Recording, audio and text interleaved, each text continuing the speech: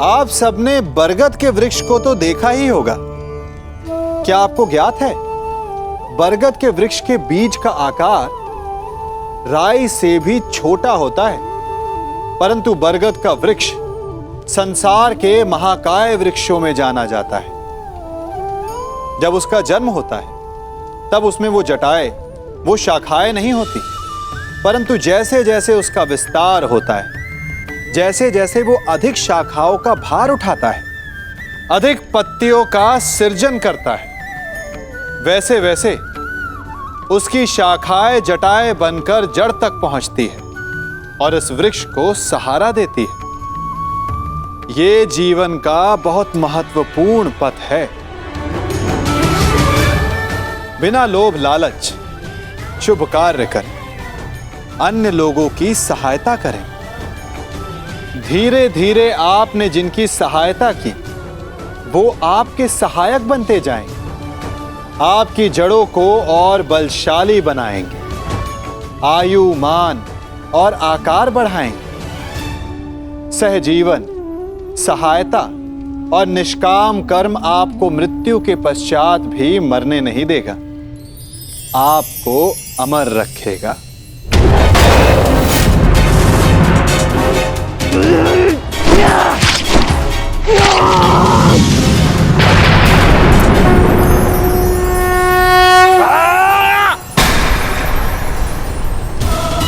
ये हमें क्या हुआ था कुमार?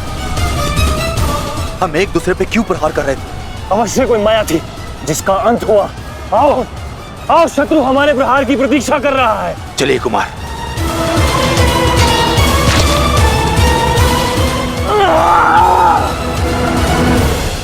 तुम्हारे कौशल और शौर्य को नमन है वृषसेन। अनुमान नहीं था कि कौरव सेना में ऐसे कुशल योद्धा से सामना होगा। सूर्यास्त में समय अभी शेष है अभिमन्यु, और हमारे तुनीरों में बाण नहीं। तो समय व्यर्थ ना करते हुए द्वंद्व आरंभ करें। तो मैं प्रस्तुत हूं योद्धा।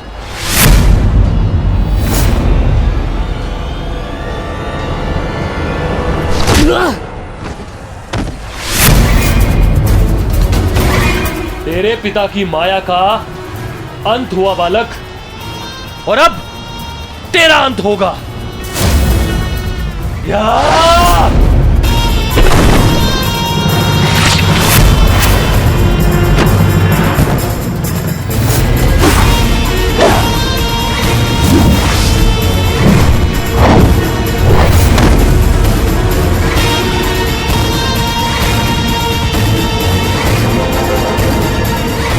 हार तब नहीं होती जब मनुष्य पराजित होता है। हार तब होती है जब वो हार मान जाता है। हार मत स्वीकारना पुत्र। इस कुरुक्षेत्र की भूमि को, इस महाभारत के युद्ध को तुम्हारी आवश्यकता है। अभी बहुत द्वंद्व शेष है। उठो, अपने क्रोध को, अपने साहस को, अपने विश्वास को एकत्रित करो। उठो और युद्ध करो। उठो पुत्र, उठो पुत्र, उठो पुत्र।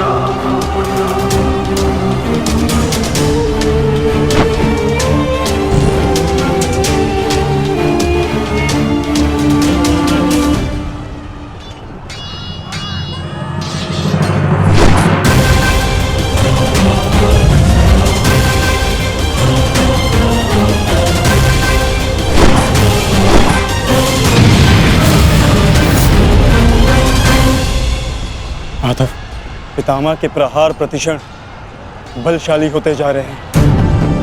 हम उन्हें बहुत समय तक रोक नहीं पाएंगे। रोकना तो पड़ेगा पार्थ।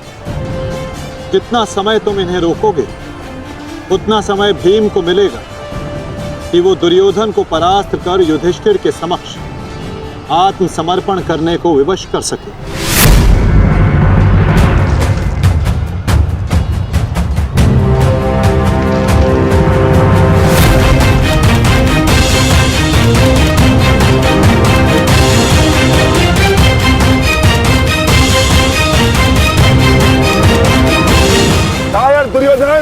ये युद्ध भूमि है, कोई रंग भूमि नहीं कि औरों के द्वंद्व का तुम आनंद उठा सको। क्यों दुर्योधन, कायरों की भांति क्यों खड़े हो? आओ और आकर मुझसे युद्ध करो।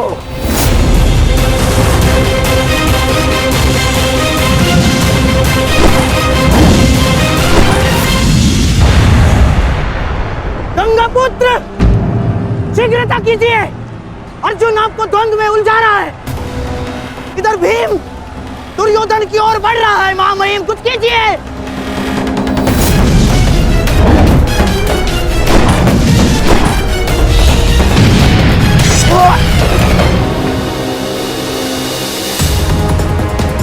साथी,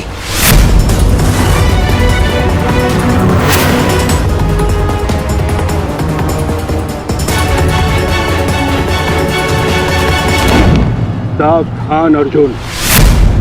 क्या तो तुम युद्ध करना भूल गए हो या फिर तुम्हें युद्ध करने का साहस नहीं है? दुर्योधन नहीं, नहीं दुर्योधन, भीम तुम्हें उकसा रहा है। द्वंद्व में मत फंसना। उचित कहा मामाश्री। मेमनों के आखेट के लिए से आगे नहीं बढ़ते, बस होगे भीम के लिए तो मेरी कलिंग की सेना ही पर्याप्त है। कलंक के वीरों, आक्रमण करो और इसको बंदी बना लो। जाओ।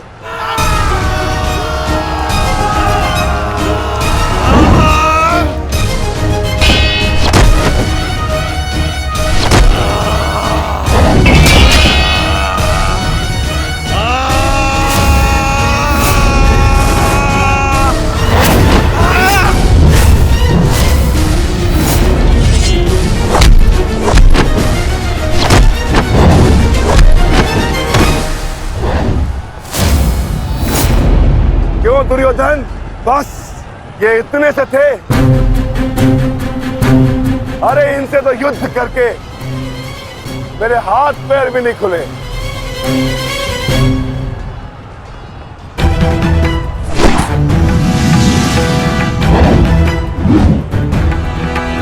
आप नियम भंग कर रहे हैं आचार्य। आप एक साथ दो पर आक्रमण नहीं कर सकते। स्मरण रहे कि युद्ध के नियम के अनुसार दो योद्धा एक योद्धा पर आक्रमण नहीं कर सकते,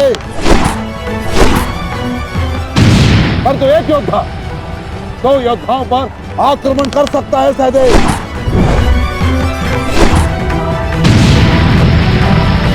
क्या करें नकुल, कुछ करना होगा।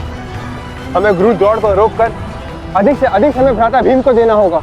युद्ध सभा में चीख चीख कर अपने पौरुष का बखान करने वाले एक नपुंसक के भांति क्यों खड़े हो? अब किसे लाओगे अपनी ढाल बनाकर? ये विकोदर भीम तुम्हारी हर ढाल को तोड़कर तुम्हारा अंत करेगा। मैं तुम्हारे प्राण लेकर रहूंगा कायर दुर्योधन।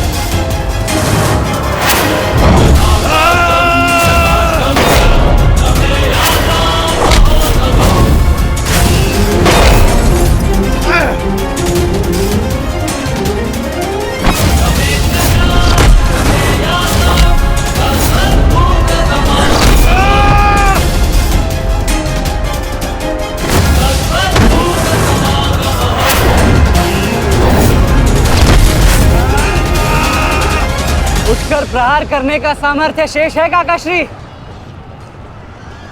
या पराजय स्वीकार करते हैं? जय और पराजय की चुनौती बराबरी के योद्धाओं को दी जाती है बालक। प्रतीत होता है कि अभी तक तुम्हें कोई समर्थ योद्धा नहीं मिला।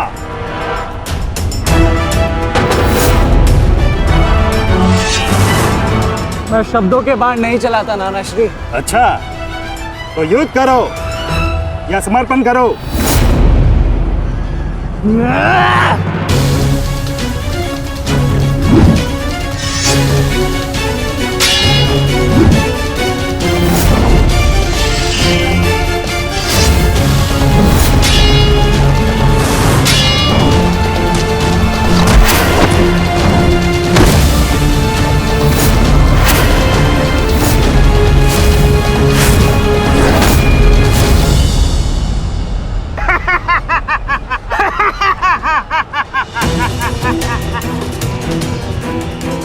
क्या हुआ, थक गए?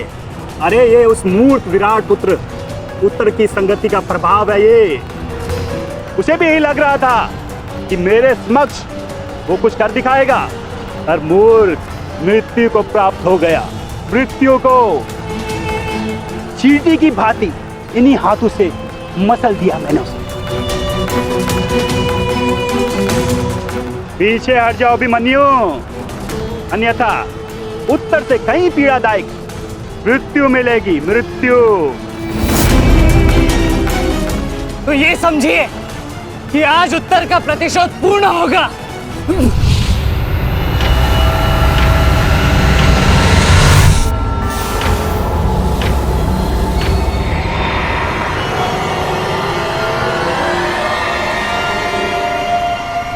फिर से मूर्खता कर रहे हो अभिमन्यु?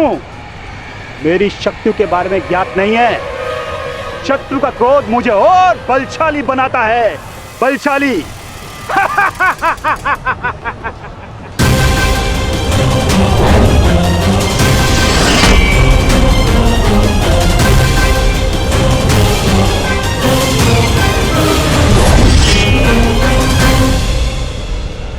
इतना ललकारने के पश्चात भी तुम रथ पर छिप कर बैठे हो दुर्योधन।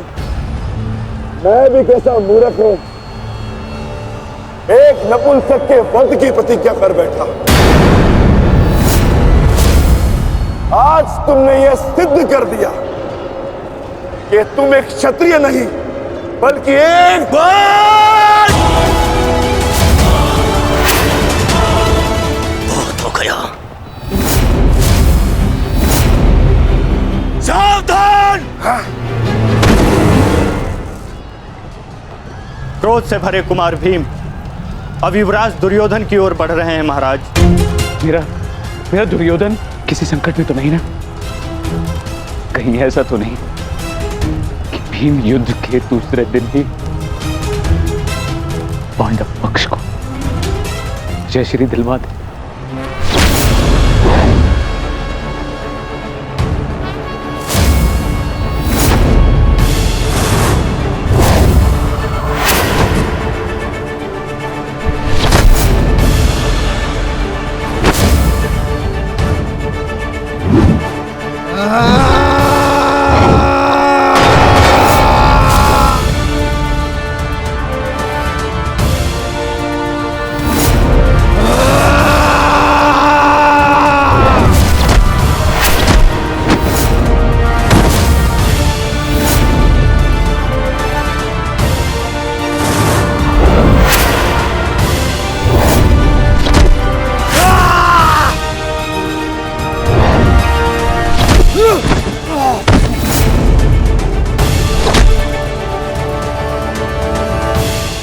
दुर्योधन भागो!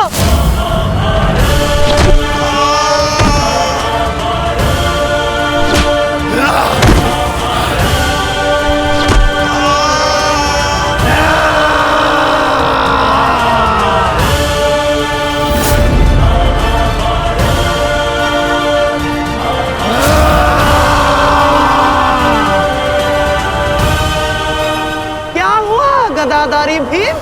अब दिखाओ तुम्हारा पौरुषत्व। या कहो तो हस्तिनापुर की स्त्रियों से आभूषण लाके तुम्हें पहना दूं? क्या हुआ? युद्ध बातों से नहीं, बल से जीता जाता है। यदि इस बैल जैसे शरीर में जरा सा भी साहस बचा है, क्रोध और प्रहार कर मुझ पर। अरे ये क्या पहचानेगा अपनी शक्ति को? इसे कैसे मैंने वस्त्र और आभूषण रहित करके रास्तों से मत्थे बिठा दिया था मैंने।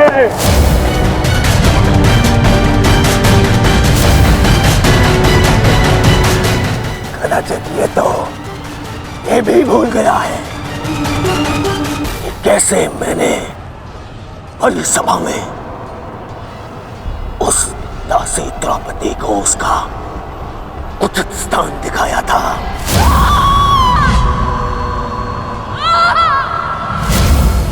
आओ दासी द्रौपदी, आकर मेरी गंगा में बैठो। आओ, वस्त्र हरण करो इस दासी का।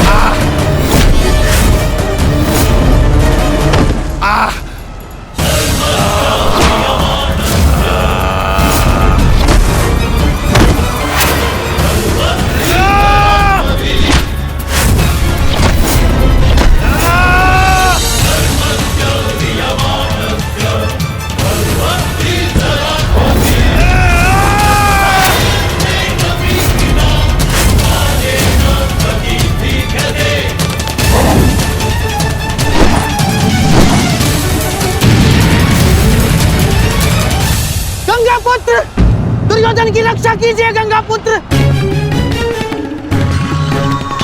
महामहिम, ये क्या कर रहे हैं आप? अपने वचन को पूर्ण कीजिए। आज यदि आपने भीम का वध नहीं किया तो हस्तिनापुर का युवराज घर नहीं लौटेगा। महामहिम, भीम, रुक जाओ, दूर हो जाओ दुर्योधन से, अन्यथा मुझे तुम्हारा वध करना होगा।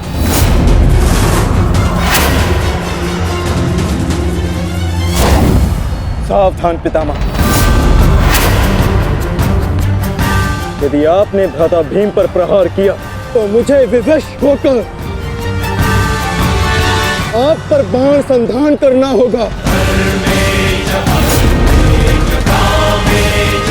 हट जाओ भीम। क्षमा चाहता हूं पितामह, आप अपना वचन पूर्ण कर रहे हैं तो मुझे भी अपनी प्रतिज्ञा का मान रखना है। आज मैं इस दुर्योधन का वध तो करके ही रहूंगा, चाहे इसके लिए मुझे स्वयं के प्राण क्यों न गंवाने पड़े।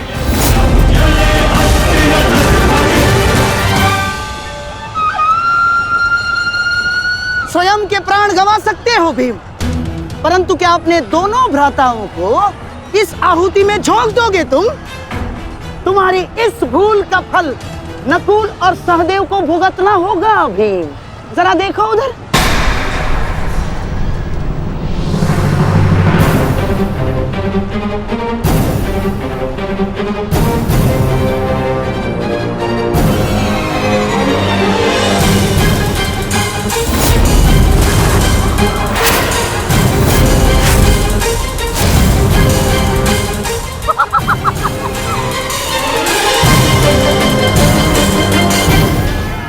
पिताश्री,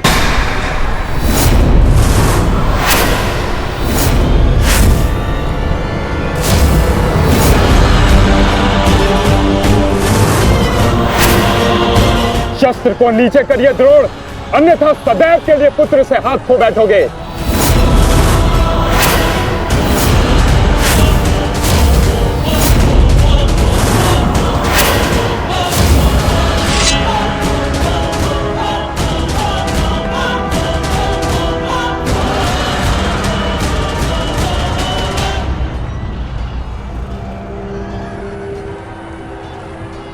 दुर्योधन, तेरा अंत आ गया है। तुम्हारे पास दो विकल्प शेष है दुर्योधन।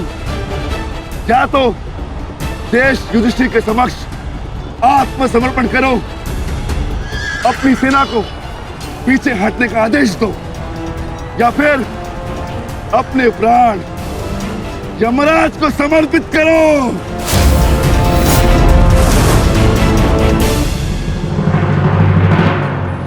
मारो भीम, मारो! शीघ्रता करो भीम! इतनी भी क्या शीघ्रता है राजकुमार युधिष्ठिर?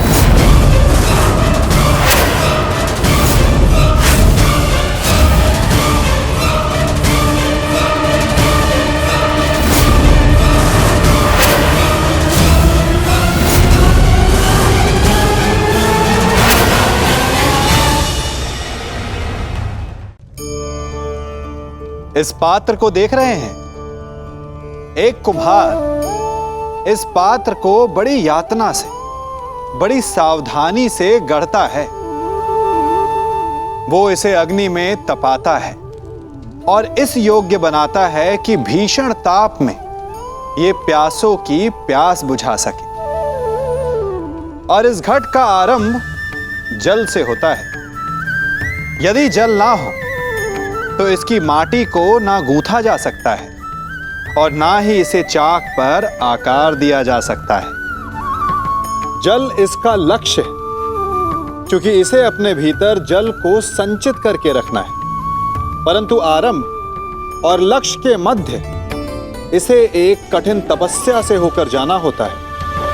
इसे ताप सहना होता है, रात भर अलाव में पकता है। और यही समस्या मनुष्य के साथ भी होती है। यदि उसे अपने जीवन में लक्ष्य पाना है तो उसे दुखों का, कठिनाइयों का और बाधाओं का ताप सहना होगा। क्योंकि बिना जला हुआ घट, बिना तपा हुआ घड़ा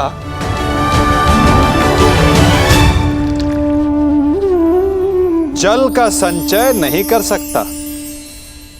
तुम्हारे पास दो विकल्प शेष है दुर्योधन। मारो भीम, मारो! शीघ्रता करो भीम! इतनी भी क्या शीघ्रता है राजकुमार युधिष्ठिर?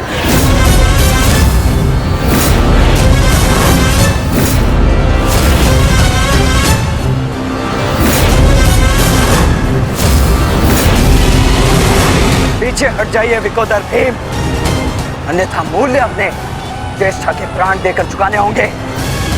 नहीं भीम, नहीं! मेरी चिंता मत करो, अपना वचन पूर्ण करो। ऐसा अवसर दोबारा नहीं मिलेगा अनुज। मत करो इस दुर्योधन का। पांचाली के अपमान का प्रतिशोध दो भीम। मारो इस दुर्योधन को। एक बार पुनः सोच लीजिए, अवसर दोबारा मिल सकता है, परंतु ज्येष्ठ के प्राण दोबारा नहीं लौटेंगे। मारो भीम, मारो!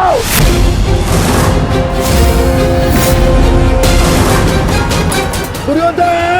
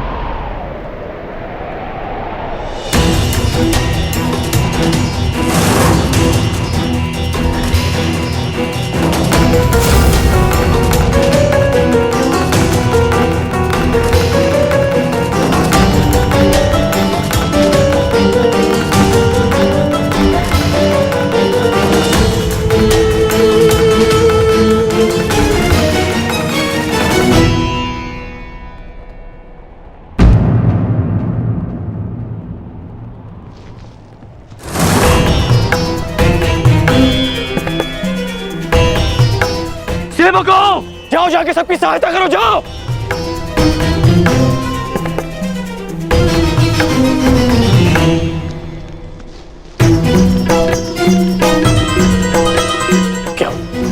क्या हुआ?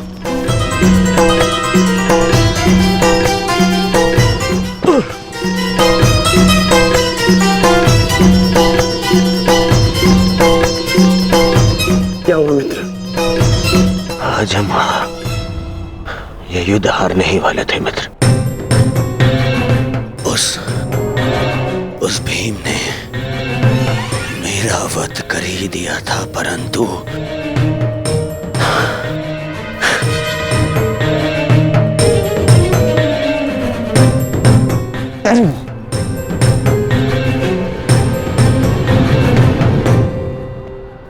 ठीक समय पर आकर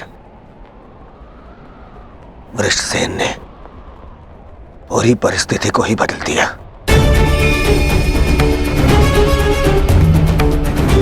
वीर वृषसेन ने आज न केवल मेरे प्राणों की रक्षा की,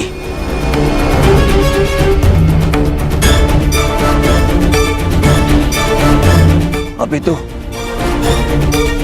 कौरव सेना को एक लज्जाजनक हार से भी बचाया।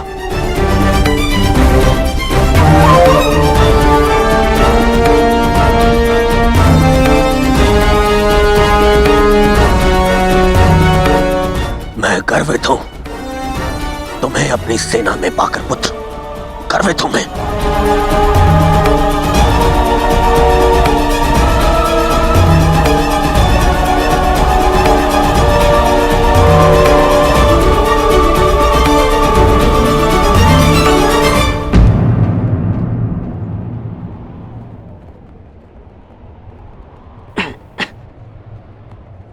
आप फिर से मेरे घाव देख रहे हैं ना पिताश्री, और मैं फिर से यही कहूंगा, चिंता मत कीजिए। आज का युद्ध समाप्त हुआ और युद्ध भूमि में जो कुछ भी हुआ उसे भुला देना ही श्रेयस्कर है, अपितु उन बाधाओं को समझने का प्रयास करना चाहिए जो हमें विजयश्री बनने या प्राप्त करने से रोक रही है।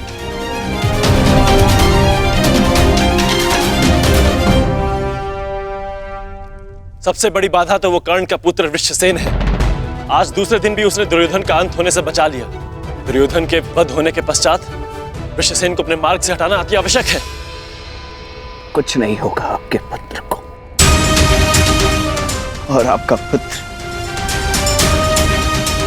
आपके मित्र को भी कुछ नहीं होने देगा।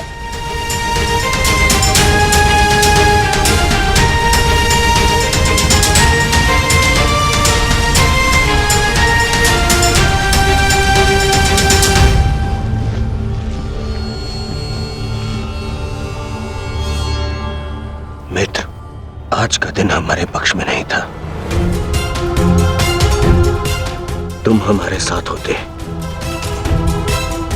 तो कदाचित ऐसा नहीं होता।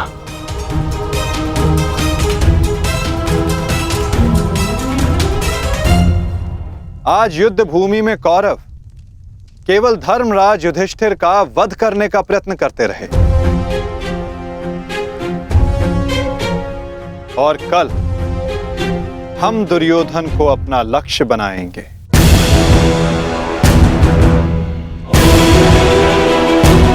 क्योंकि दुर्योधन के अंत के साथ कौरवों की पराजय भी निश्चित है।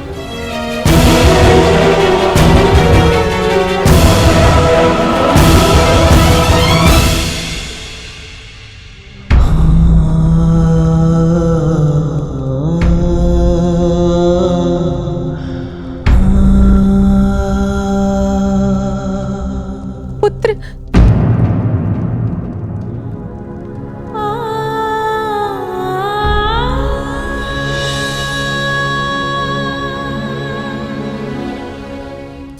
क्या दशा बना दी है इस युद्ध ने तुम्हारी। अरे माता, आप कब आई? माता हूँ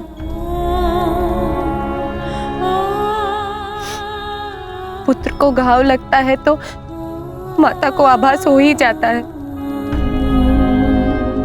मेरे मन ने कहा कि मेरा पुत्र संकट में है, दौड़ी चली आई।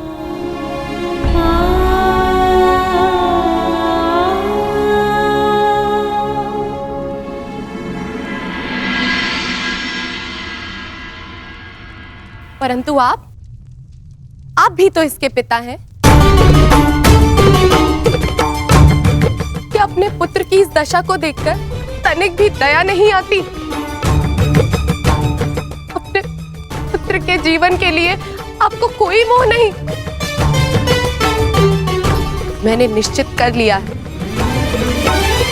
तुम कल युद्ध में नहीं जाओगे।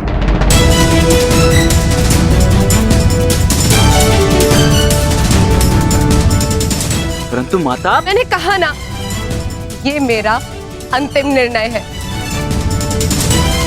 पिताश्री, ये तुम्हारे अतिरिक्त कौरव सेना में और भी कुशल योद्धा है। निश्चित रूप से कौरव सेना में कुशल योद्धाओं की कमी नहीं है पिताश्री, परंतु वृषसेन उन सबसे भिन्न है। उसकी सोच, उसकी प्रतिभा, उसका तेज प्रशंसनीय है। उससे द्वंद्व करते समय मैंने बहुत कुछ सीखा। यदि वो कौरव के पक्ष में ना होता तो निश्चित रूप से मेरा अभिन्न मित्र होता।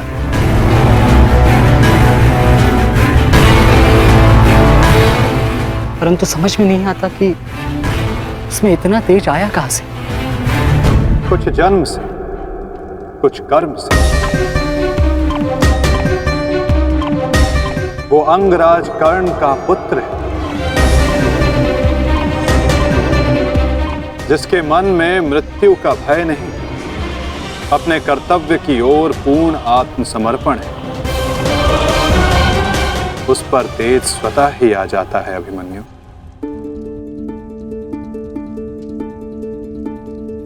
मैं अपने कर्तव्य से मुख नहीं मोड़ सकता माता, क्षमा चाहता हूं। आप मुझसे मेरे प्राण भी मांगेंगी तो मैं अभी अपना शीश काटकर आपके चरणों में रख दूंगा, परंतु मैं अपने वचन से विमुक्त नहीं हो सकता माता।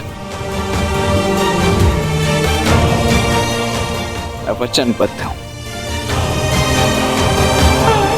मैं युद्ध में पराजित होकर लौटने वाला नहीं। या तो मैं विजयी होकर कंधों पर बैठकर आऊंगा, या वीर गति को प्राप्त करके कंधों पर लेटकर।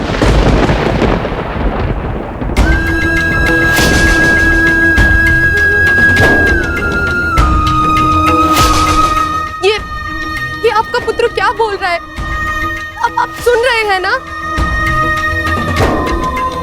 मैं आपसे हाथ जोड़कर विनती करती हूँ स्वामी, रोकिए इसे। आप ऐसा कैसे होने दे सकते हैं? कुछ कीजिए। करना तो तुम्हें है सुप्रिया, ममता और कर्तव्य में संतुलन करना है। तुम एक योद्धा की माता हो, तुम्हें अपने हृदय को कठोर बनाना होगा। मेरी अनुपस्थिति में हमारा पुत्र इस महायुद्ध में अत्यंत मुख्य भूमिका निभा रहा है। मुझे उस पर गर्व है और तुम्हें भी होना चाहिए सुप्रिया। युद्ध में पीछे हट जाने वाले वृषसेन का पिता होने से अधिक युद्ध में बलिदान दे देने वाले वृषसेन का पिता होना अधिक श्रेष्ठकर समझता हूं।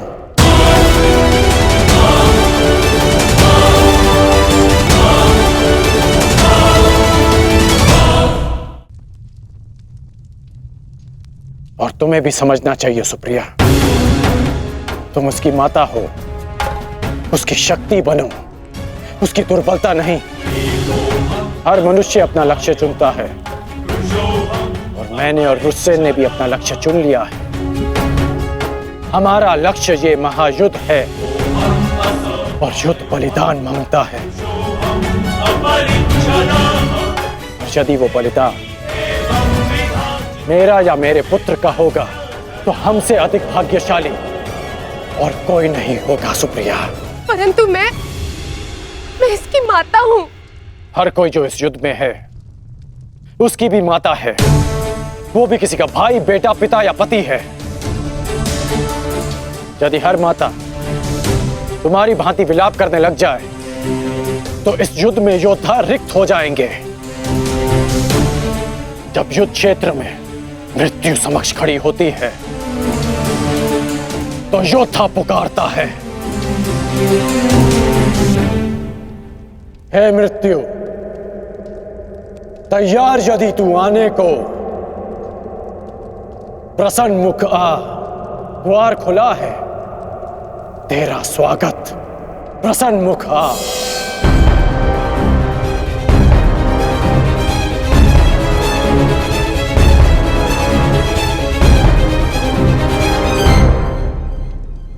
तू महायोद्धाओं के समक्ष एक दुर्बल माता कैसे जीत सकती है? यदि आपने निर्णय ले ही लिया है तो ठीक है, किंतु एक बात स्मरण रखना, यदि मेरे पुत्र को कुछ भी हुआ तो उसके उत्तरदायी आप होंगे और इसके लिए मैं आपको कभी क्षमा नहीं करूंगी।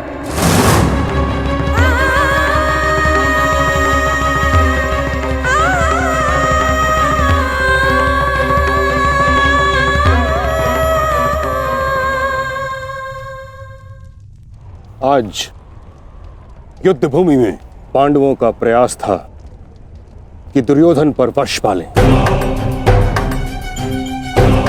कल भी कदाचित उनका यही प्रयास होगा।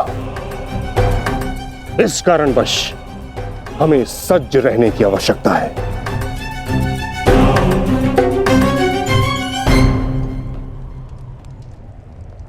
कल हम गरुड़ व्यूह की रचना करेंगे और इस व्यूह का नेतृत्व स्वयं मैं करूंगा। गरुड़ की आंख के स्थान पर मेरा रथ होगा। उसके एक पंख पर गुरुद्रोण आप और दूसरे पंख पर अश्वत्थामा, मध्य में मद्रराज शैल्य और युवराज दुर्योधन अंतिम रेखा पे रहेंगे। कुशल योद्धाओं का दल उनका सुरक्षा चक्र बनकर रहेगा और किसी भी मूल्य पर यह सुरक्षा पंक्ति टूटनी नहीं चाहिए। ये लीजिए, ये नई रणनीति लाए। पितामह, आपकी अब तक कोई भी रणनीति सफल तो हुई नहीं है। ऐसा ना हो कि आपकी ये रणनीति भी असफल रहे। ऐसे मत देखिए, कुछ अनुचित कह रहा हूं, सत्य कह रहा हूं। अब तक आपकी किसी भी रणनीति का कोई भी वास्तविक लाभ हमें नहीं मिला है। आज जो घटित हुआ है और जो घटित हो सकता था मैं जानता हूं। अरे सेना को छोड़िए, आप तो मेरी सुरक्षा का कर्तव्य, अपने युवराज की सुरक्षा का कर्तव्य भी पूर्ण नहीं कर पाए। हे पितामह, अब मुझे आप पर विश्वास नहीं रहा पितामह। नहीं दुर्योधन, पितामह के अतिरिक्त तुम्हारी रक्षा और कौन कर सकता है? मैं करूंगा, मैं करूंगा, मैं करूंगा, मैं करूंगा।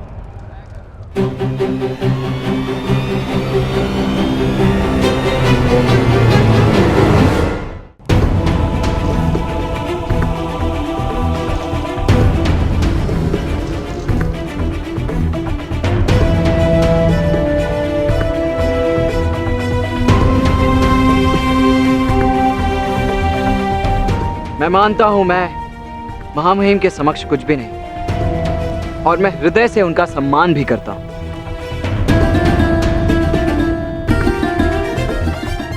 किंतु यदि युवराज मुझे अवसर दें तो मैं उनकी सुरक्षा के लिए सदैव तत्पर रहूंगा।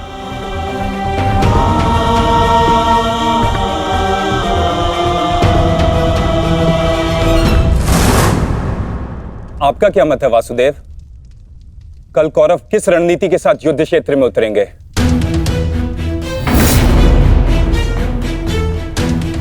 उनकी व्यू रचना क्या होगी?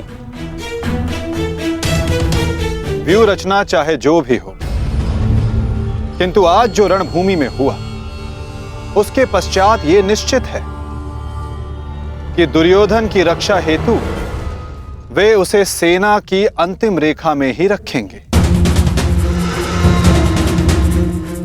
क्योंकि वो जानते हैं कि दुर्योधन ही हमारा लक्ष्य है।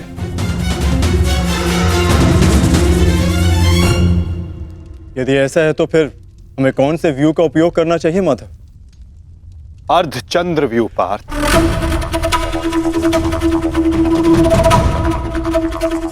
उसी व्यू के कारण हम दुर्योधन को रणभूमि की ओर ला पाएंगे।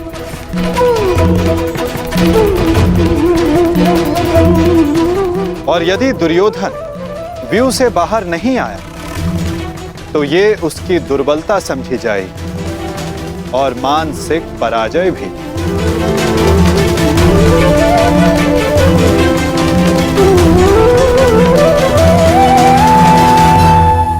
कल दुर्योधन की रक्षा कोई नहीं कर पाएगा, वो चाहे आचार्य द्रोण हो या पितामह अश्वत्थामा हो या दुशासन या फिर वृक्षसेन। कल जो भी योद्धा मेरे और दुर्योधन के मध्य आएगा तो या तो रणभूमि छोड़ेगा या फिर ये संसार। मेरे पिताश्री आप पर पूर्ण विश्वास करते हैं युवराज, और मैं अपने पिताश्री की ओर से आपको यह वचन देता हूं कि जब तक मेरे शरीर में अंतिम श्वास रहेगी तब तक मैं युद्ध भूमि में आपकी सुरक्षा के लिए प्रस्तुत रहूंगा।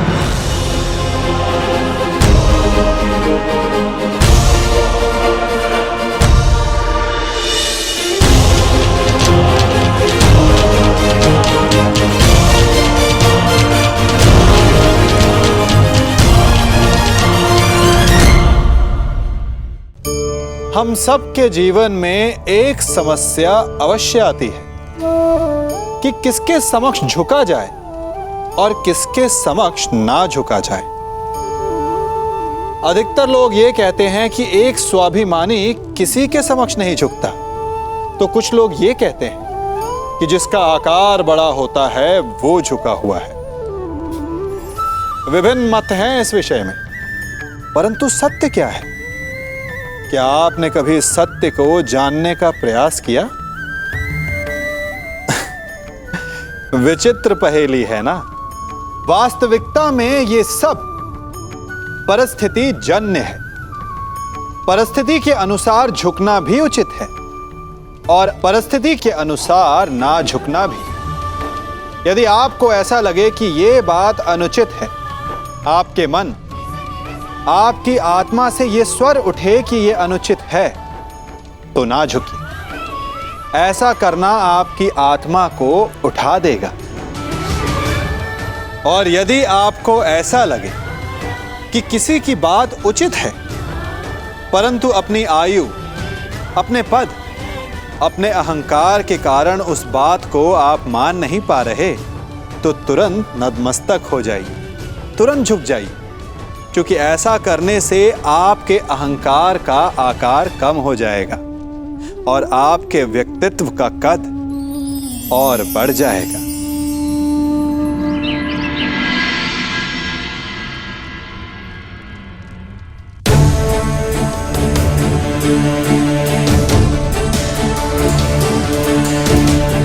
आज युद्ध का तीसरा दिन है। मेरी इच्छा है कि तुम हर परिस्थिति में मेरे साथ रहो। तुम्हारी सुरक्षा हेतु यह आवश्यक है। आप केवल सेना के नेतृत्व के बारे में सोचिए। तुम्हारी कुतर्कता का मैं उत्तर देना नहीं चाहता दुर्योधन, परंतु दो बातें स्मरण रहें दुर्योधन। प्रथम, जीवित रहने का प्रयास करना। द्वितीय, सदैव मेरे पीछे ही रहना।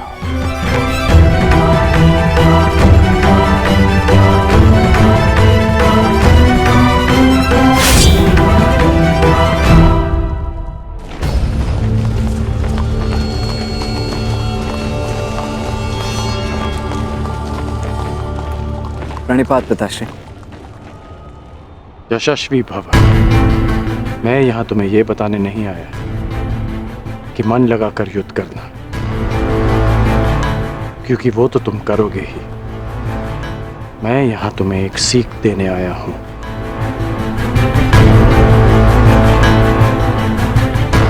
युद्ध क्षेत्र में योद्धा कहां है, ये जानने का सबसे अच्छा संकेत है उसके युद्ध की पताका।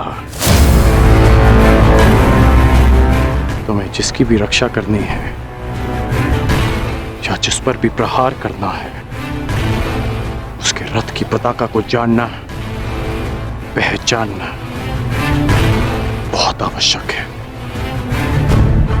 मैंने ये तुमसे पहले नहीं कहा, पर आज कह रहा हूं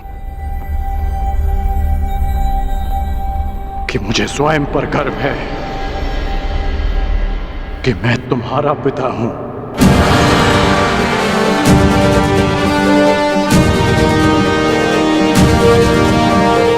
कल्याण हो तुम्हारा पुत्र। अपने पूरे कौशल से युद्ध करना और विजयी बनना, ताकि संसार स्मरण रखे कि तुम राधे कर्ण के पुत्र हो। सदा स्मरण रहेगा पिताश्री। जब मृत्यु युद्ध क्षेत्र में सामने खड़ी हो तो योद्धा कहता है, हे मृत्यु, तैयार यदि तू आने को, प्रसन्न मुखा। द्वार खुला है, तेरा स्वागत, प्रसन्न मुखा।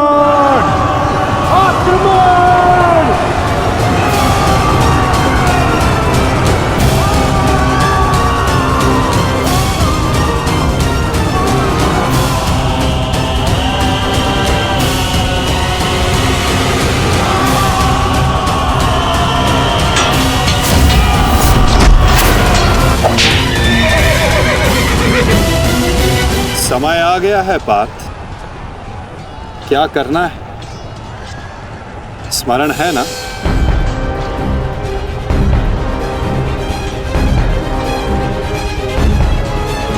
जी माता। आज महामहिम भीष्म ने गरुड़ व्यूह का निर्माण किया है महाराज। किंतु पांडवों ने कौन सा व्यूह रचा है संजय? पांडवों ने अर्धचंद्र व्यूह की रचना की है महाराज। मूर्ख है युधिष्ठिर, कभी भी अर्धचंद्र व्यूह गरुड़ व्यूह को नहीं तोड़ सकता।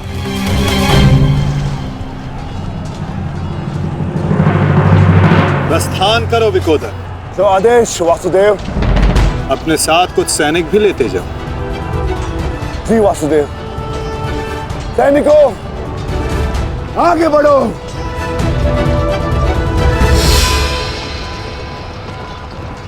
क्षमा चाहता हूं माता, किंतु भ्राता भीम दुर्योधन और उसकी सेना के लिए अकेले ही पर्याप्त है, तो फिर आपने उनके साथ सैनिक क्यों भेजे? जिस कार्य के लिए विकोदर जा रहे हैं वहां शत्रु का ध्यान बटाने के लिए उन्हें सैनिकों की आवश्यकता अवश्य पड़ेगी। तुम समझ रहे हो ना पार्थ?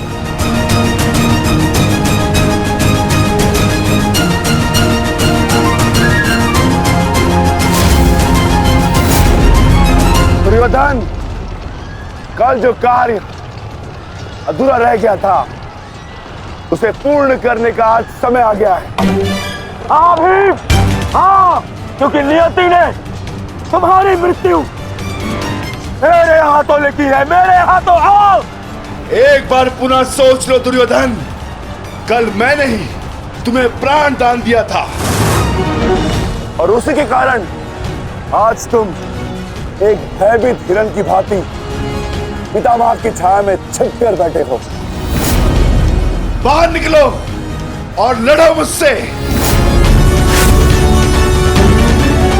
दुर्योधन, कहीं ऐसा तो नहीं कि तुम्हें अब समझ में आ रहा है कि रणभूमि सजाकर तुमने कितनी बड़ी मूर्खता की है? अभी ज्ञात हो जाएगा कि किसने कितनी मूर्खता की है।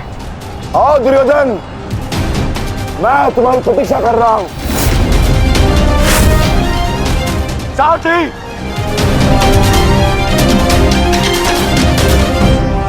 पांडवों ने अर्धचंद्र व्यूह बनाया है। यदि युवराज इसमें फंस गए ना तो उनकी सुरक्षा करना असंभव हो जाएगा। कुछ ना कुछ तो करना होगा मामहिम। हमें इन्हें रोकना होगा। जी मामहिम।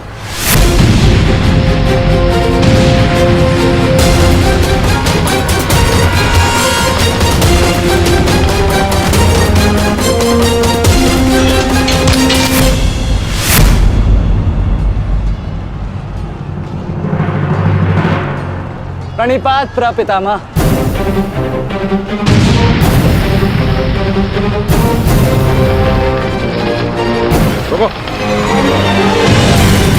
प्रणाम आचार्य। क्यों मेरे समक्ष आ जाते हो? मेरा जन्म ही सदैव आपके मार्ग में आने के लिए हुआ है आचार्य।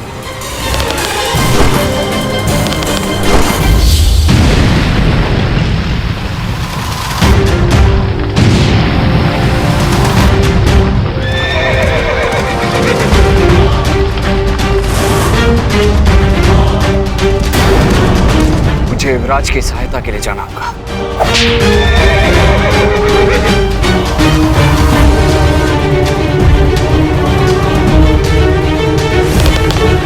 सावधान दुर्योधन!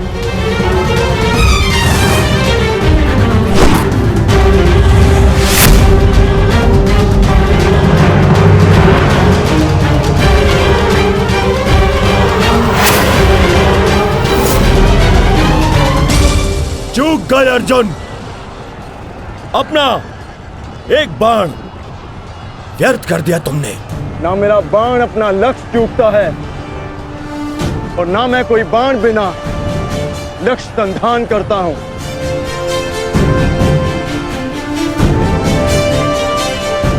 अर्थात इसलिए ताकि पितामह भीष्म मुझे ढूंढ ना पाए। ये युद्ध हम भाइयों के मध्य है, तो फिर इसमें आचार्य द्रोण और पितामह को कष्ट क्यों देना?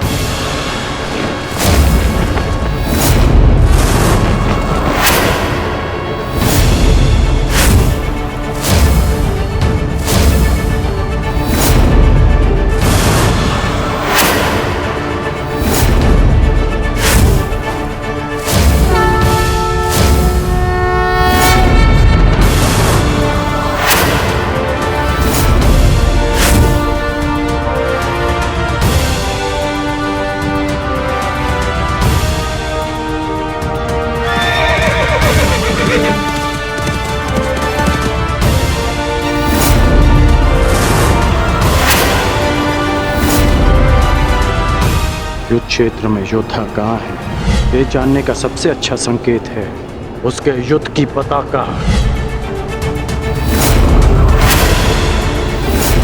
सारी पांडव पताकाएं एक साथ, अर्थात वहां कोई एक विशेष शत्रु है, और वो विशेष शत्रु युवराज दुर्योधन के अतिरिक्त और कोई नहीं हो सकता।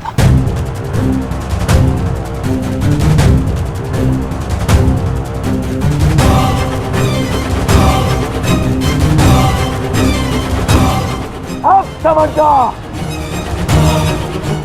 जब बल से कार्य नहीं बना तो छल से मुझे बंदी बनाने की योजना बनाई है तुम पांडवों ने। हाँ?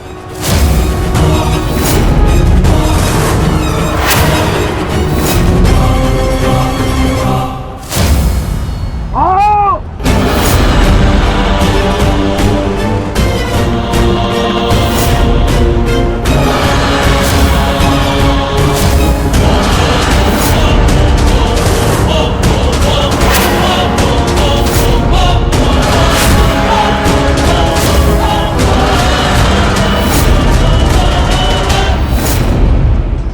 सावधान दुर्योधन!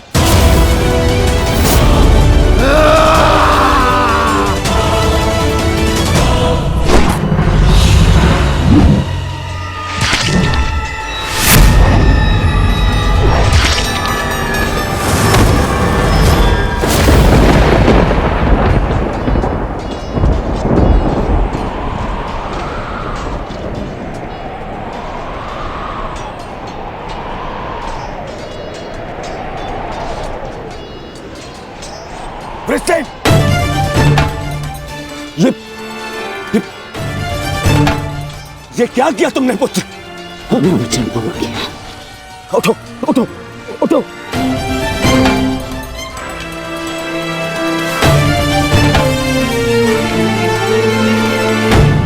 ये मेरे और इन पांडवों के मध्य का युद्ध है, तुम्हारा नहीं। तुम जाओ, ये मेरा आदेश है, जाओ यहाँ से। आज यदि स्वयं ईश्वर भी मुझे आदेश दे तो मुझे स्वीकार नहीं है युवराज। आपके द्वार से कोई खाली हाथ नहीं लौटना चाहिए युवराज। शत्रु युद्ध मांग रहा है यार।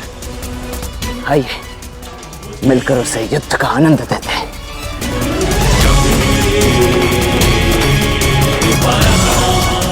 हर हर महादेव, हर हर महादेव।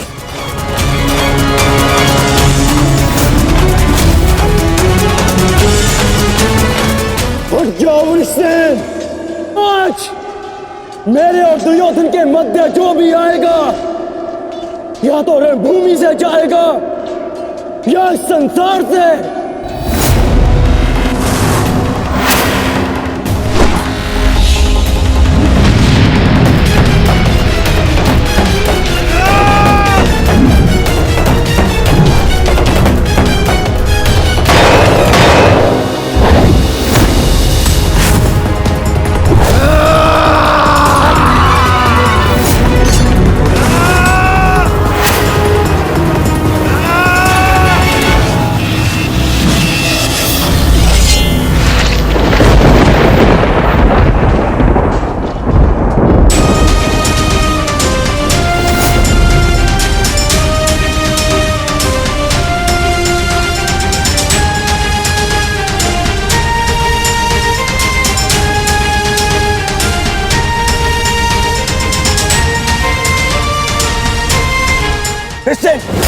तुम ठीक तो हो पुत्र?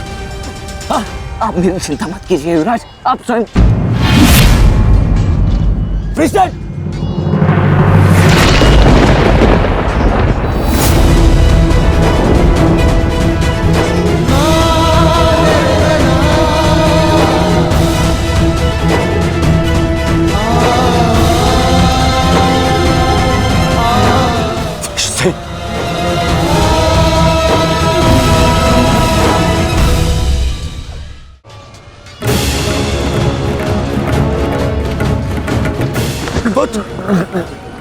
वृषसेन, अभी भी समय है, लौट जाओ।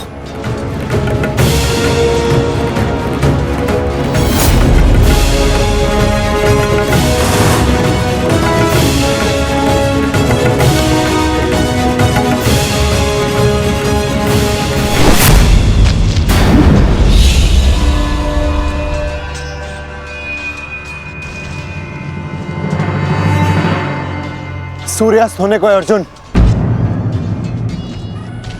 संधान करो।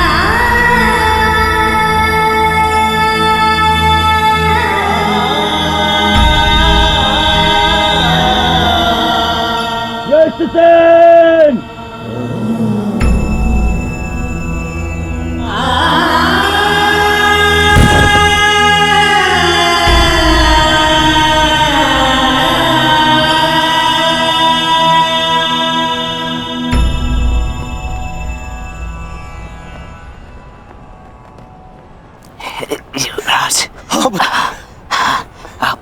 आप सुरक्षित तो है। हाँ पुत्र, मैं सुरक्षित और तुम चिंता मत करना, मैं तुम्हें अभी वैद्य के पास में लेके जाऊंगा। तुम स्वस्थ हो जाओगे। आओ आओ।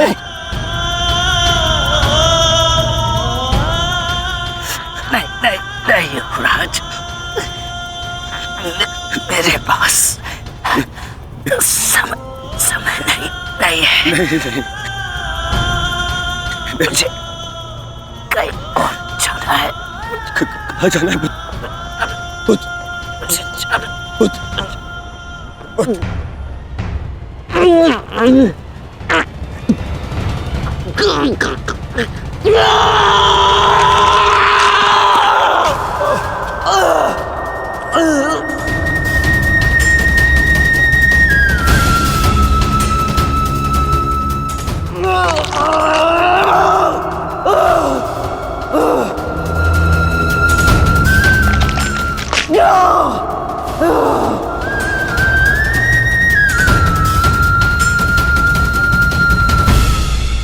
इस संसार से जाने से पूर्व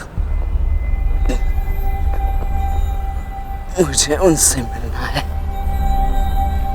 जिन्होंने मुझे इस संसार में आने का लक्ष्य समझाया।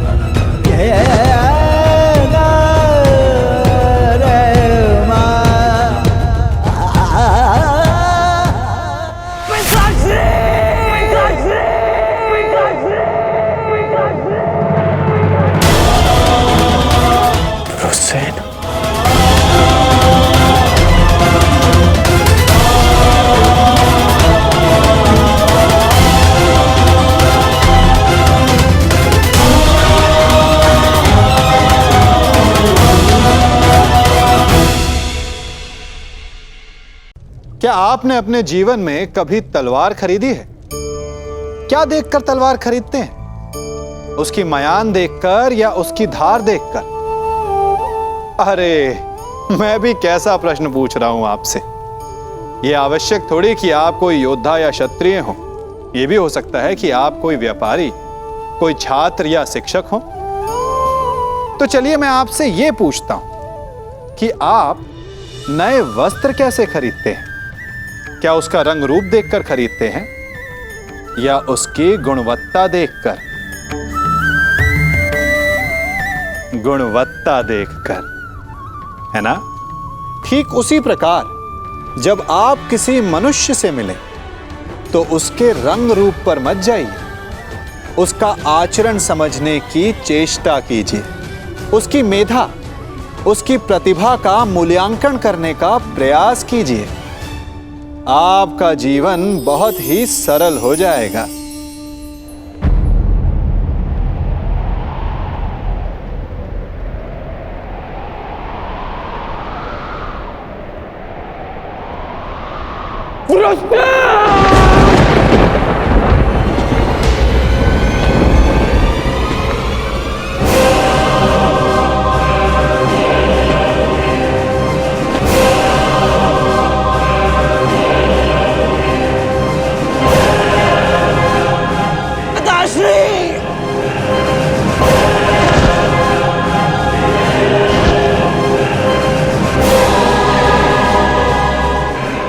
रुकिए पिताश्री।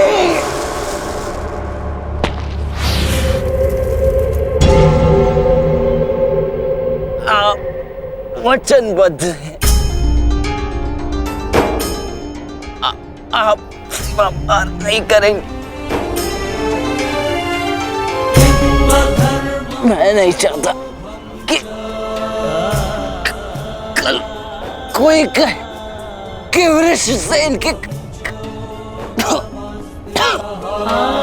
कारण वचनवीर कर्ण ने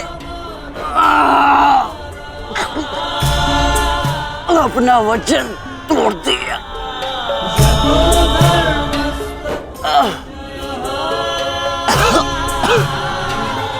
आओ पुत्र,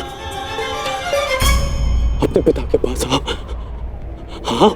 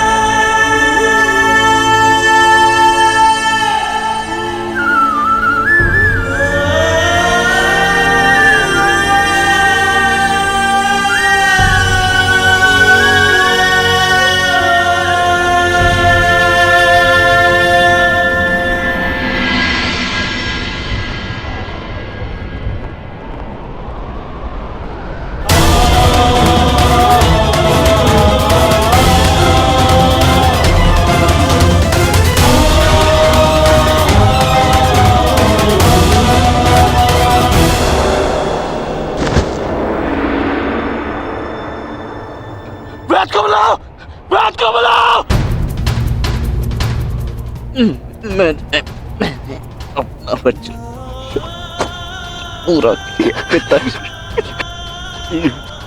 तुम्हें कुछ नहीं होगा, कुछ नहीं होगा तुम्हें। जब मृत्यु समक्ष खड़ी हो तुम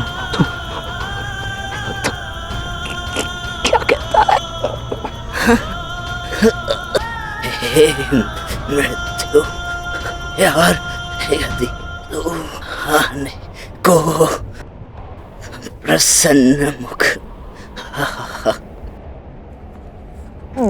द्वार खुला है, तेरा स्वागत प्रसन्न मुख।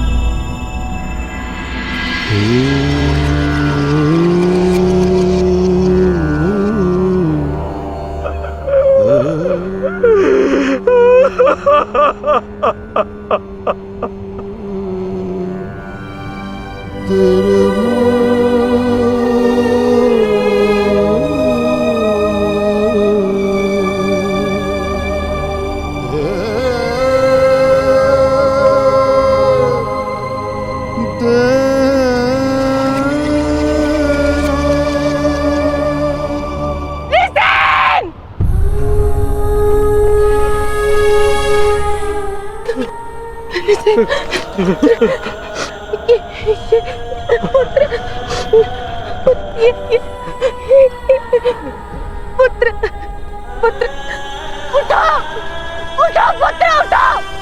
तुम्हारी माता तुम्हें इसकी आज्ञा नहीं देती। उठो उठो पुत्र उठो।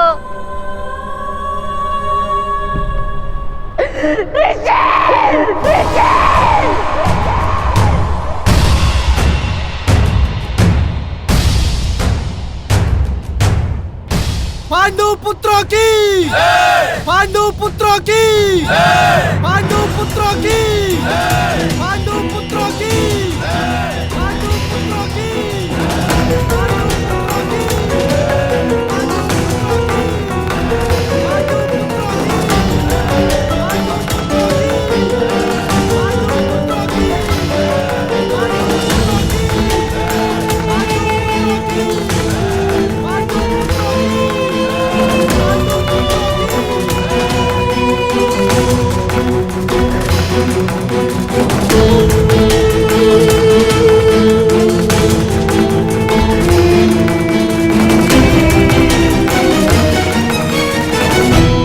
किस बात का उत्सव मनाया जा रहा है पांचाल कुमार?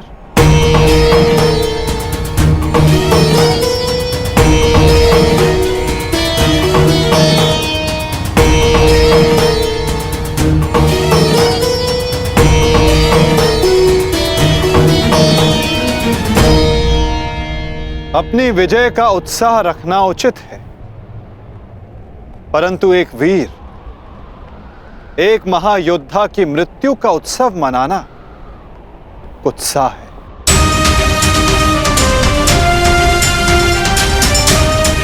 जब वीर उत्तर की मृत्यु पे हमने शोक मनाया था, तो आज वृषसेन की मृत्यु पर हमें उत्सव नहीं मनाना चाहिए।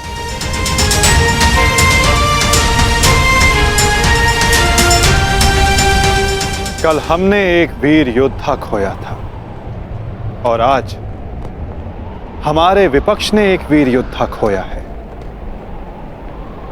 किसे पता कल कौन वीर गति को प्राप्त हो जाए।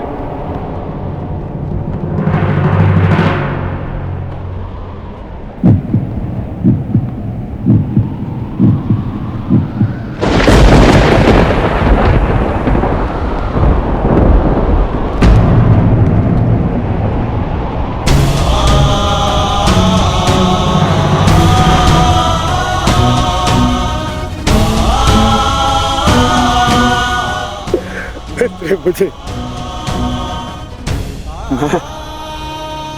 मैं तुम्हारे पुत्र की रक्षा नहीं कर पाया अमित। आज यदि मैं जीवित हूं तो केवल तुम्हारे इस वीर पुत्र के कारण। रक्षा तुम मुझे उसकी करनी चाहिए। मेरा पुत्र अपना कर्तव्य पूर्ण करते हुए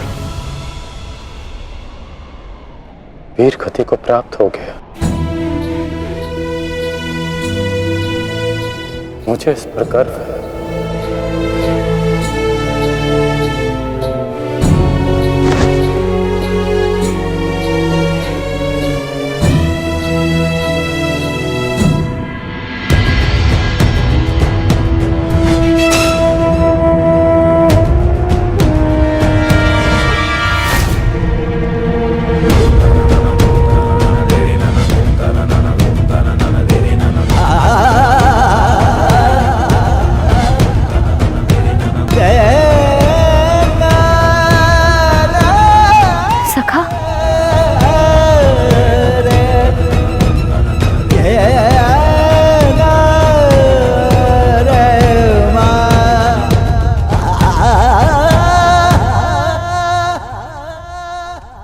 मैं समझ गई थी कि वहां सबके मध्य आप मुझे कोई संकेत देना चाह रहे थे, परंतु आपका मंतव्य क्या था सखा? मैं समझ नहीं पा रही हूं। वो क्या है जो आप कहकर भी नहीं कह रहे थे? बताइए सखा। यही कि युद्ध में शत्रु का बाण नाम या मुख देखकर नहीं आता, वो केवल हृदय को छलनी कर जाता है सखी।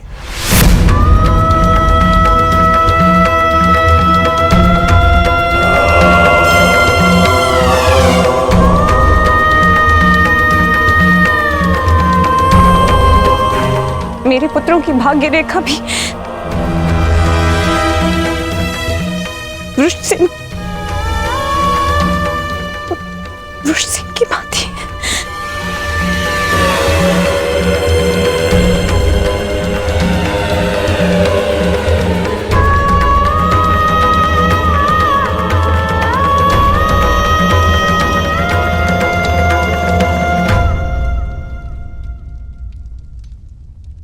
आने वाले कल पर तुम्हारा कोई वश नहीं, और जो कल हो गया उस पर शोक मनाने का कोई लाभ नहीं।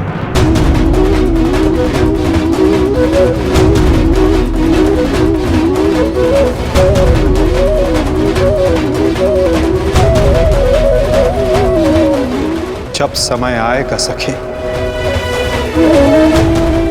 तुम्हें सब ज्ञात हो जाएगा।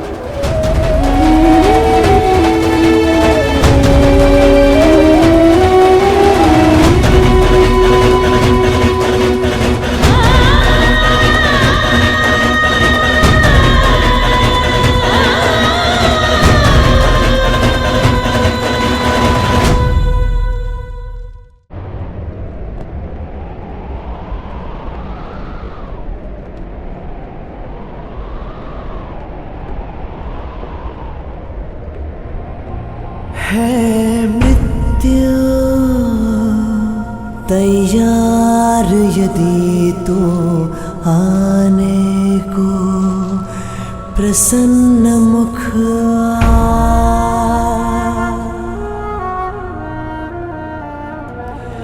द्वार खुला है तेरा स्वागत, वीर खड़ा द्वारे अभयागत।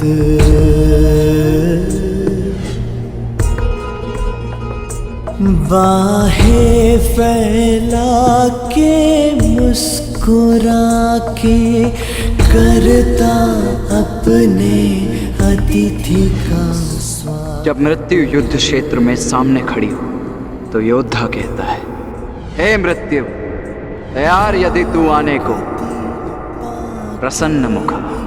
बालक आया तेरे आंचल छाया,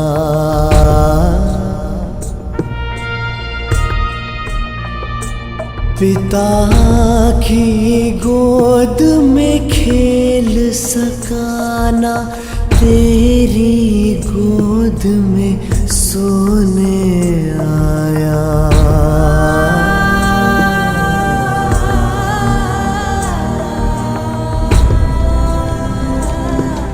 सपना था वो विवश पिता का, उसकी हर आशा है टूटी। कांधे चढ़े पुत्र की अर्थी, ये पीड़ा है सबसे अनूठी। हर बोझ है छोटा इसके आगे, पिता पुत्र को ही दे अगले।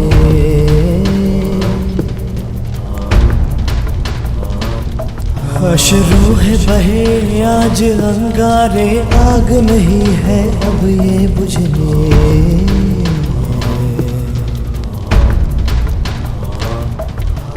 द्वार खड़ा तेरे अभयागत, अपने अतिथि का स्वागत, कर अपने अतिथि का स्वागत।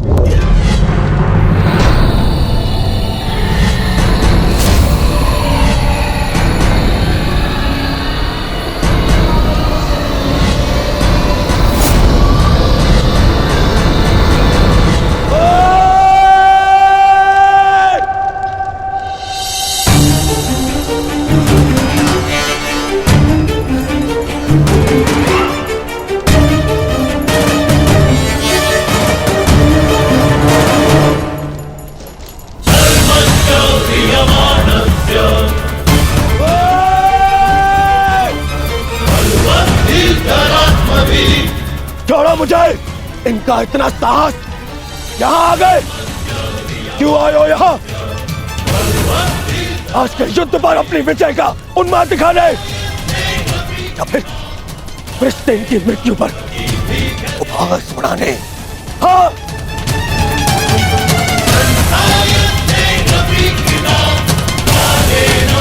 मामा जी इन्हें कहिए यहाँ से चले जाए, अन्यथा मैं इनका बंद कर दूंगा। जाओ यहाँ से।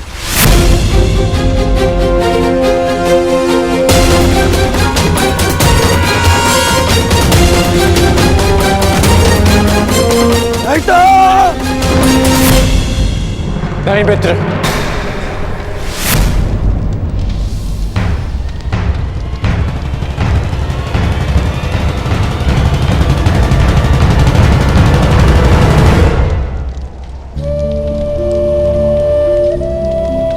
रहने दो इन्हें। मेरा पुत्र वीर गति को प्राप्त हुआ है, उसे शांति से दूसरे लोग जाने।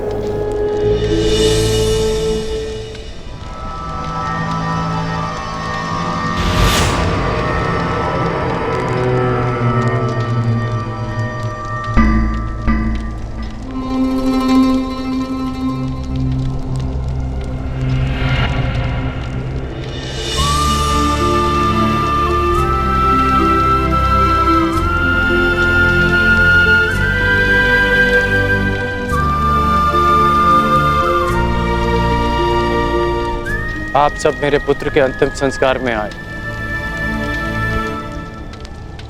उसकी वीर गति को सम्मान दिया।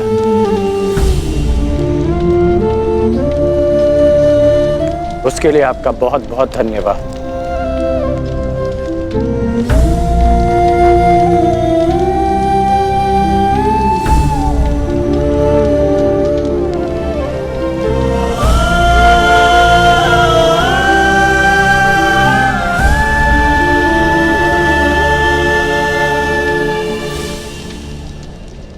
ठहरो अर्जुन,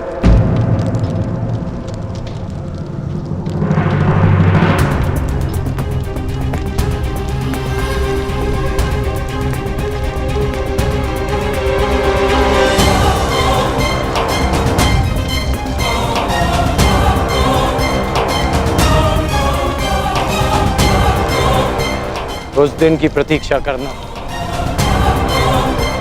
जब मैं युद्ध भूमि में प्रवेश करूंगा।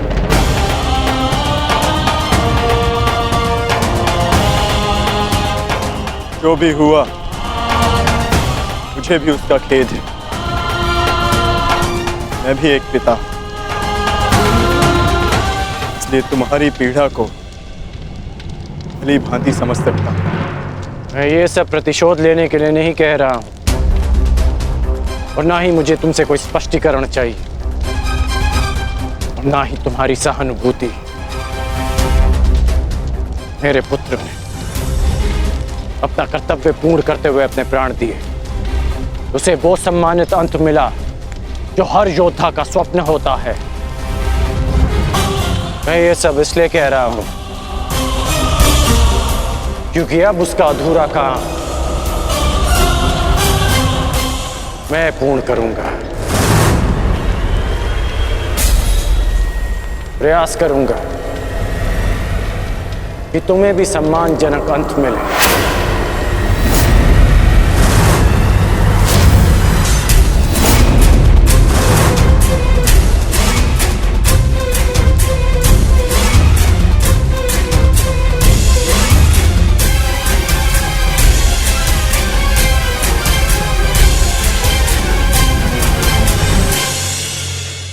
संसार में सबसे अधिक घाव किससे हो सकता है? इंद्र के वज्र से, या विष्णु के चक्र से, या भीम की गदा से, या फिर गांडीव के बाण से? नहीं, सबसे अधिक घाव यदि कोई पहुंचा सकते हैं तो वो हैं हमारे शब्द, हमारे वचन। यदि शब्द बाण है, अस्त्र है, तो हमारी जीभा उनका संधान करने का यंत्र है। शब्द चाहे तो अमृत बनकर आपको जीवन दान दे सकते हैं, या फिर घृणा का विष बनकर आपके जीवन को पीड़ादायी बना सकते हैं। ये शब्द ही हैं जिनके घाव का किसी भी वैद्य के पास कोई उपचार नहीं। इसलिए जो वस्तु जितनी घातक होती है, वही वस्तु उतनी ही अमूल्य भी होती है, और वचन सबसे अमूल्य होते हैं। इसलिए मीठी बोली बोलने का प्रयास कीजिए। अपने हृदय की तुला से तौल कर वचन बोलने का प्रयास कीजिए। मेरी प्रतीक्षा करना अर्जुन। प्रयास करूंगा कि तुम्हें भी सम्मानजनक अंत मिले।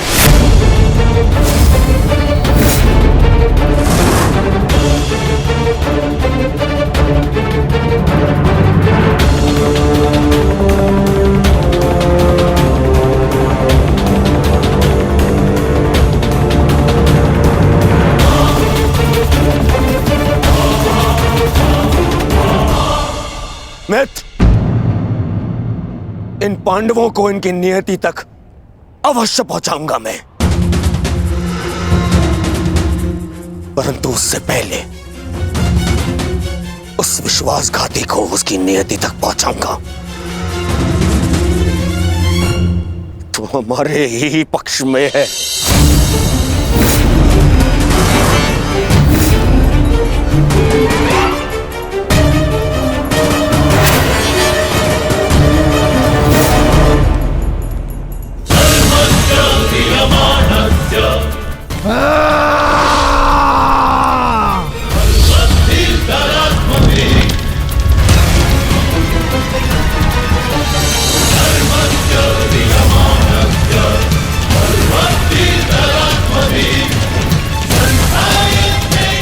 महामहिम,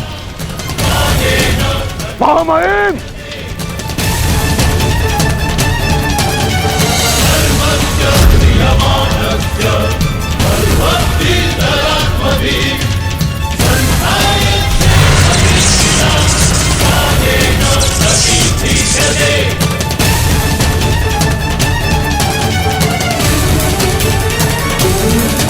महामहिम, आप ठीक तो है? महामहिम के शिविर में अग्नि लगाने का दुस्साहस किसने किया? उत्तर दो। एक विश्वासघाती को यही दंड मिलना चाहिए, यही।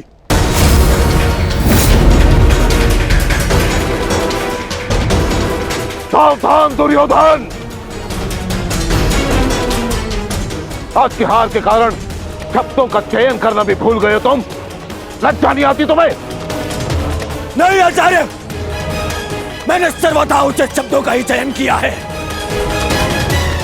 आज जो कुछ भी हुआ वो इनके कारण हुआ है। इनके पांडवों के प्रति प्रेम भाव के कारण ही आज वृषसेन वीर गति को प्राप्त हो गया।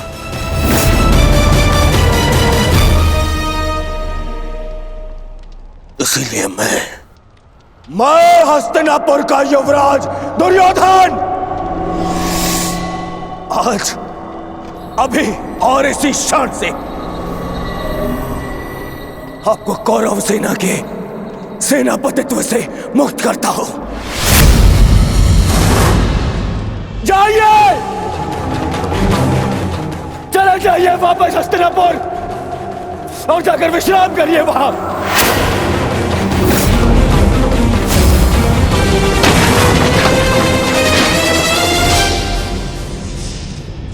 अपने शब्दों पर नियंत्रण रखो दुर्योधन, और अपनी सीमा मत लांघो। सीमा लांघ नहीं रहा हूं, आज तो सीमा बना रहा हूं।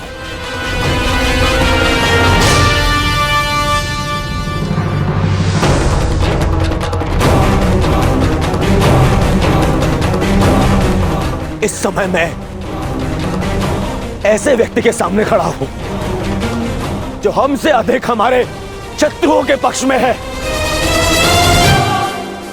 जिनके मौन रहने के कारण ही मेरे मित्र ने अपना पुत्र और मैंने अपना रक्षक खो दिया।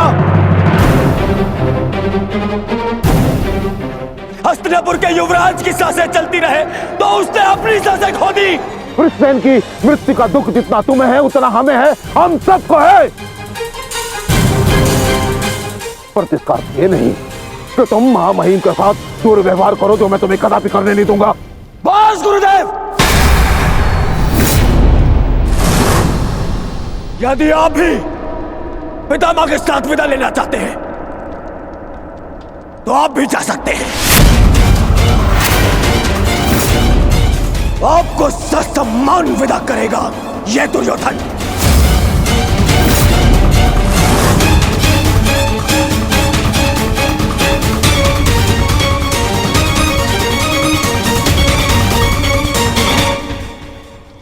तैयार हो जाओ मित्र, कल से इस युद्ध में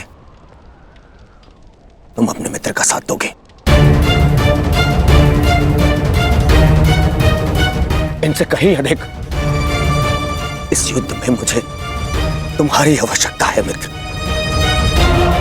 दो सहोदर एक दूसरे का रक्त ना भाई, ये उत्तरदायित्व आपको ही लेना होगा ताजश्री। प्राण की रक्षा केवल आप ही कर सकते हैं। कदापि नहीं। जब तक मैं युद्ध भूमि में उपस्थित हूं तब तक अंगराज कर्ण युद्ध भूमि में पद नहीं रखेगा। क्यों मेरा मित्र मेरे साथ में युद्ध में खड़ा नहीं हो सकता? बताइए क्यों? कल को यदि फिर से मेरे प्राणों पर संकट आया, मेरे प्राणों की रक्षा कौन करेगा? मैं करूंगा तुम्हारी रक्षा, शत्रु को तुम्हारे समीप आने नहीं दूंगा।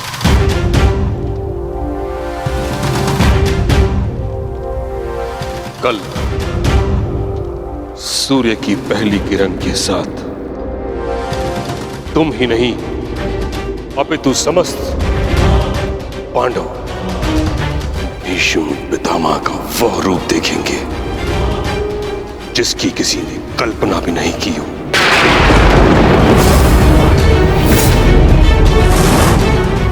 यह मेरा वचन है। अर्जुन हो या युधिष्ठिर, कृष्ण हो या भीम, गंगा पुत्र भीष्म के प्रताप के आगे झुकेंगे। यह मेरा वचन है।